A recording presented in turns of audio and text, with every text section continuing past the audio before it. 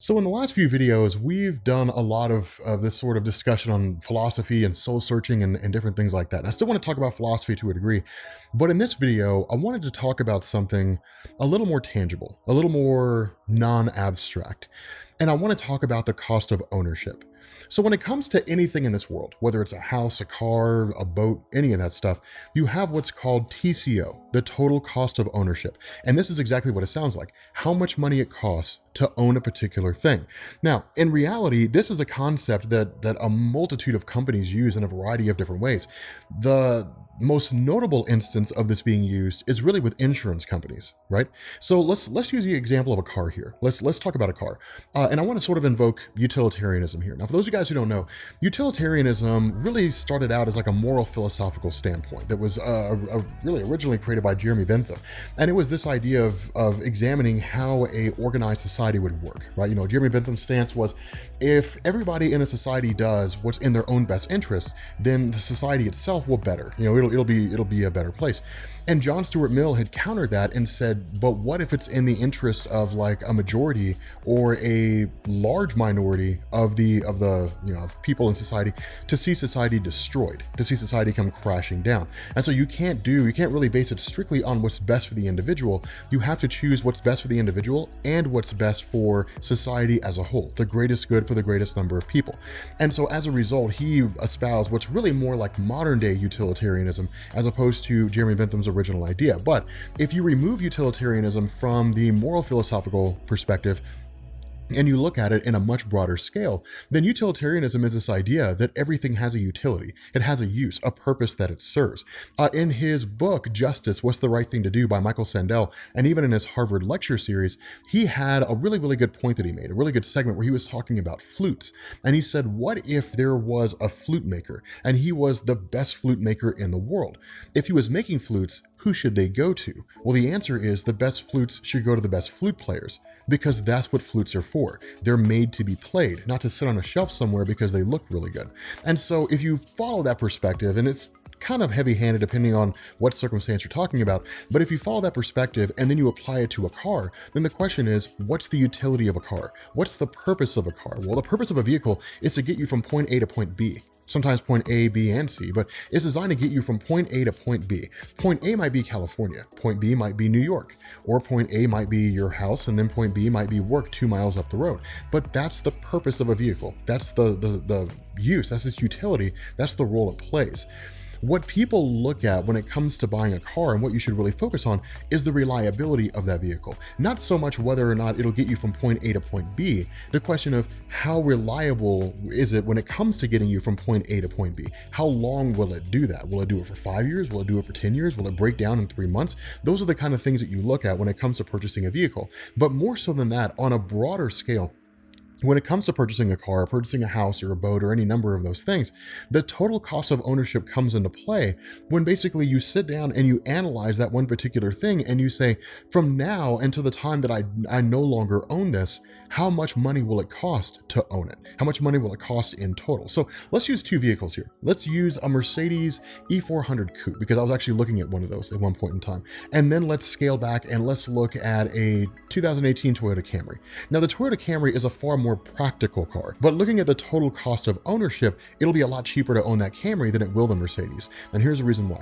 So when it comes to owning a Mercedes vehicle, there are a lot of things that go into that. You don't have to get your oil changed as often, right? You get your oil changed every 10,000 miles instead of every 3,000 miles with something like a Camry. But the increased cost comes in the cost of the oil change itself. It comes in getting repairs made, that you have to basically go to a specialized mechanic in order to have parts essentially flown in from Germany and then installed into your vehicle if they don't have those parts on hand. They won't come from like Georgetown in Kentucky from a Toyota plant somewhere. And so because of that, there are a lot of things that go into simple just repairing vehicles. If somebody rear ends you with a Mercedes, if you're driving a Mercedes and somebody rear ends you, it'll cost a lot more money to replace the rear bumper on a Mercedes than it will on a Toyota Camry. These are the kind of things you have to take into account. More so than that, there's other things to consider when it comes to the total cost of ownership. Depreciation is another really good example. How much, or I guess really, how much does your car depreciate? How much value does it lose from the time that you've purchased it to the time that you drive it off the car lot in comparison to when it was was sitting on the car lot. I was looking up some numbers on Edmunds, and for a 2018 Mercedes E400 Coupe, the depreciation of that car over 10 years is $13,000, give or take a couple $100. And basically what that means is if you pay $70,000 for that car, then if it, when you drive it off over the course of 10 years, it'll depreciate down to $57,000. That's not taking into account the miles that are put on it. If you drive it, based on like lease terms, for example, let's say you're not actually leasing it, but you're driving it as if you were. Basically meaning that you get the oil changed religiously, you never drive it any more than 7,000 miles a year, just different things like that, then that will help to offset the depreciation.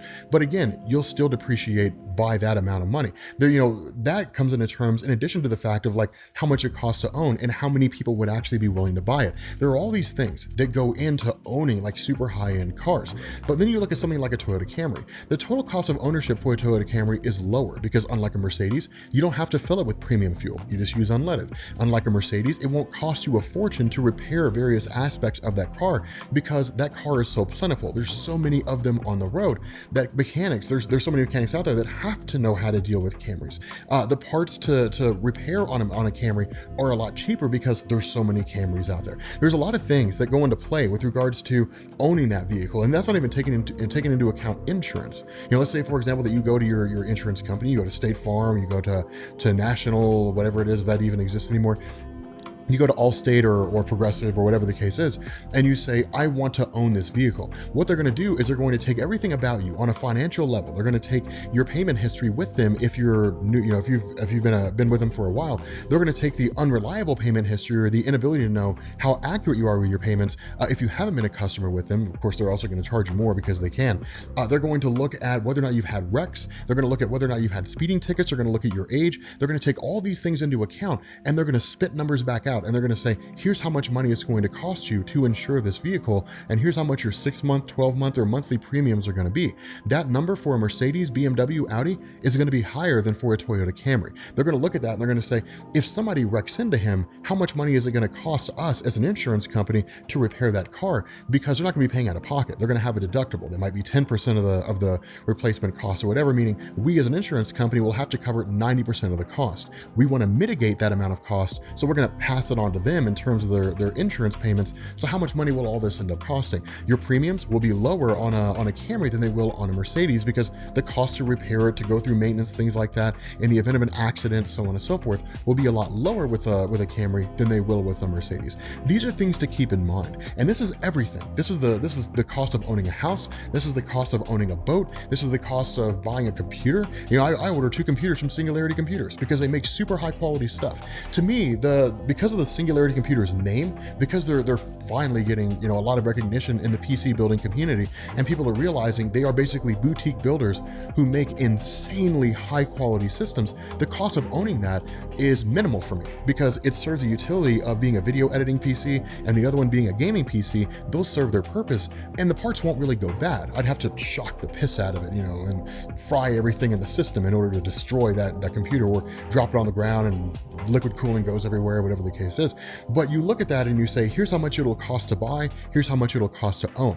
And that's why the great rule of thumb, the rule of thumb to live by when it comes to owning anything is, just because you can buy it doesn't mean you can afford to own it. That's an important rule to also, to always follow when it comes to those things. So let me know how you guys feel about this, because again, it really is an interesting concept. If you're going to sit down and buy a Mercedes, the question you have to ask yourself is, do you really want to pay $80,000 for a car that serves no other purpose than driving you 2 miles from home, work, and back again? But with that being said, guys, we're going to bring this video to an end. Let me know how you guys feel. Let me know how you guys feel about this kind of thing. I like the idea of talking about finance, sort of passing on these things. I'm not really licensed to give financial advice, but I do like doing this. Like, I do like talking about these little pearls of wisdom that I've gained over the years. Maybe we'll talk about credit in another video. Talk about the difference between simple interest versus compound interest and why you should always avoid compound interest. Maybe we'll talk about those kind of things, as we go through this. But anyway, let me know what you guys think down in the comments section, and I will catch you all later. Peace.